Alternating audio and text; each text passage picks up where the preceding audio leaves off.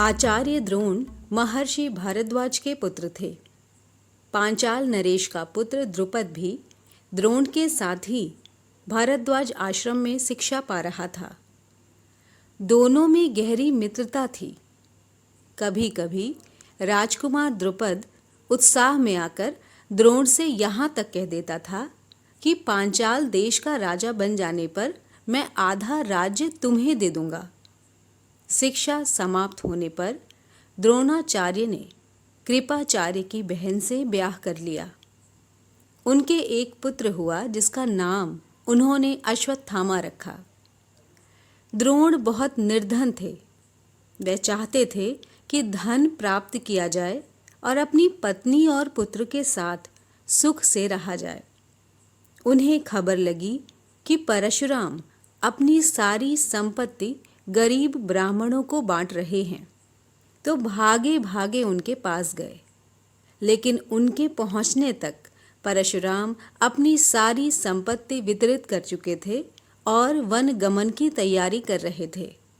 द्रोण को देखकर बोले, ब्राह्मण श्रेष्ठ, आपका स्वागत है, पर मेरे पास जो कुछ था वह मैं बांट चुका हूँ। अब ये मेरा शरीर और धनुर्विद्या ही है। बताइए मैं आपके लिए क्या करूं? तब द्रोण ने उनसे सारे अस्त्रों के प्रयोग और रहस्य सिखाने की प्रार्थना की। परशुराम ने यह प्रार्थना स्वीकार कर ली और द्रोण को धनुर्विद्या की पूरी शिक्षा दी। कुछ समय बाद राजकुमार द्रुपद के पिता का देहावसान हो गया और द्रुपद राजगद्दी पर बैठा। द्रोणाचार्य को जब द्रुपद के पांचाल देश की राजगद्दी पर बैठने की खबर लगी तो ये सुनकर वह बड़े प्रसन्न हुए और राजा द्रुपद से मिलने पांचाल देश को चल पड़े। उन्हें गुरु के आश्रम में द्रुपद की लड़कपन में की गई बातचीत याद थी। सोचा, यदि आधा राज्य ना भी देगा तो कम से कम कुछ धन तो जरूर ही देगा। ये आशा लेकर द्रोणाचार्य राजा द्रुपद के पास पहुंचे और बोले, मित्र द्रुपद, मुझे पहचानते हो ना? मैं तुम्हारा बालपन का मित्र द्रोण हूं। ऐश्वर्य के मद में मत्त हुए राजा द्रुपद को द्रोणाचार्य का आना बुरा लगा और द्रोण का अपने साथ मित्र का सा व्यवहार करना तो और भी अखरा। वह द्रोण पर गुस्सा हो गया और बोला, ब्राह्मण, तुम्हारा यह व्यवहार सज्जनोचित नहीं है। मुझे मित्र कहकर पुकारने का तुम्हें साहस कैसे हुआ?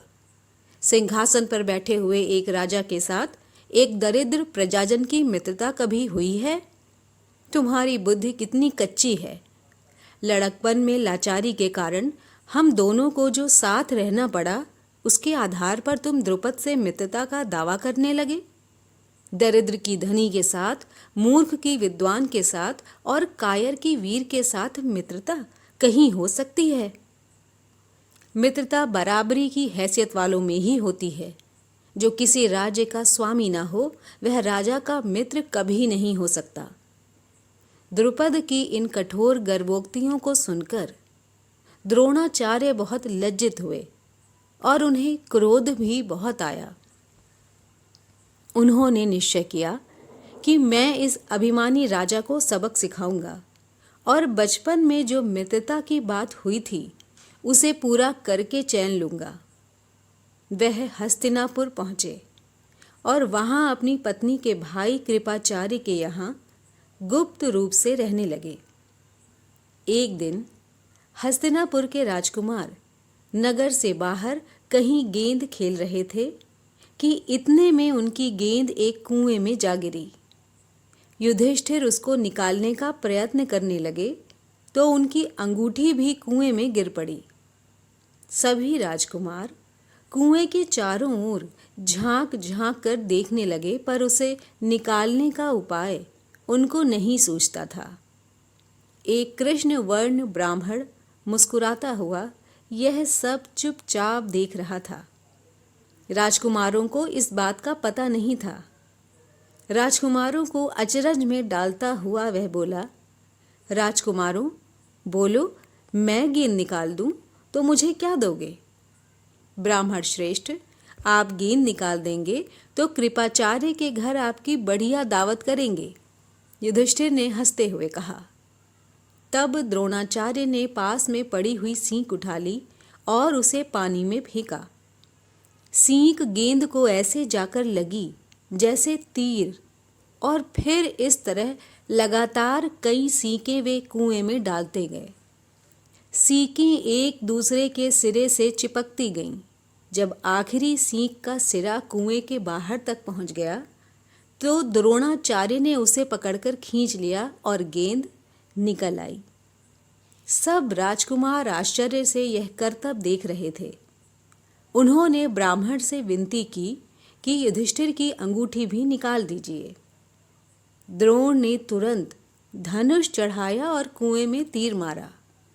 पल भर में बाण अंगूठी को अपनी नोक में लिए हुए ऊपर आ गया। द्रोणाचार्य ने अंगूठी युधिष्ठिर को दे दी। यह चमत्कार देखकर राजकुमारों को और भी ज्यादा आश्चर्य हुआ।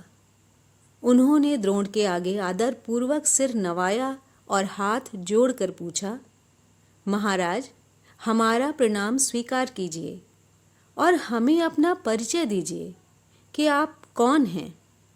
हम आपकी क्या सेवा कर सकते हैं? हमें आज्ञा दीजिए। द्रोण ने कहा, राजकुमारों, यह सारी घटना सुनकर पितामह भीष्म से ही मेरा परिचय प्राप्त कर लेना।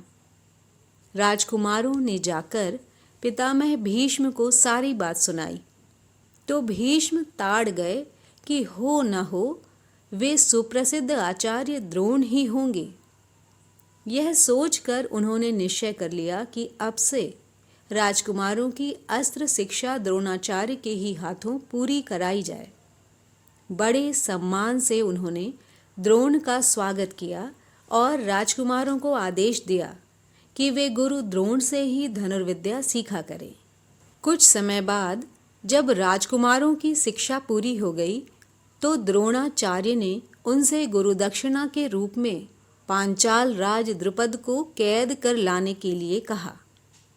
उनकी आज्ञानुसार पहले दुर्योधन और कर्ण ने द्रुपद के राज्य पर धावा बोल दिया, पर पराक्रमी द्रुपद के आगे वे ठहर न सके, हार कर वापस आ गए। तब द्रोण ने अर्जुन को भेजा। अर्जुन ने पांचाल राज की सेना को तहस नहस कर दिया और राजा द्रुपद को उनके मंत्री सहित कैद करके आचार्य के सामने ला खड़ा किया। द्रोण ने मुस्कुराते हुए द्रुपद से कहा, हे वीर, डरो नहीं, किसी प्रकार की विपत्ति की आशंका न करो। लड़कपन में तुम्हारी हमारी मित्रता थी, साथ साथ खेले कूदे, उठे बैठे। बाद में तुम राजा बन गए तो ऐश्वर्य के मद में आकर मुझे भूल गए और मेरा अपमान किया। तुमने कहा था कि राजा ही राजा के साथ मित्रता कर सकता है, इसी कारण मुझे युद्ध करके तुम्हारा राज्य छीनना पड़ा। परंतु मैं तो तुम्हारे साथ मित्रता ही करना चाहता हूँ, इसीलिए आधा राज्य तुम्हें वापस लौटा देता हूँ, क्योंकि मेरा मित्र बनने के लिए भी तो तुम्हें राज्य चाहिए ना। मित्रता तो बराबरी की हैसियत वालों में ही हो सकती है। द्रोणाचार्य ने इसे अपने अपमान का काफी बदला समझा और उन्होंने द्रुपद को बड़े सम्मान के साथ विदा किया। इस प्रकार राजा द्रुपद का गर्व चूर हो गया। लेकिन बदले से घृणा दूर नहीं होती। किसी के अभिमान को ठेस लगने पर जो पीड़ा होती है उसे सहन करना बहुत कठिन होता है। द्रोण से बदला लेने की भावना द्रुपद के जीवन का लक्ष्य बन गई। उसने कई कठोर व्रत और तप इस कामना से किए कि उसे एक ऐसा पुत्र हो जो द्रोण को मार सके, साथ ही एक ऐसी कन्या हो जो अर्जुन को ब्याही जा सके। आखिर उसकी कामना पूर्ण हुई। उसके धृष्टद्युम्न नामक एक पुत्र हुआ और द्रौपदी नाम की एक कन्या। आगे चलकर कुरुक्षेत्र की रणभूमि में अजेय द्रोणाचार्य इसी धृष्टद्युम्न के हाथों मारे गए थे।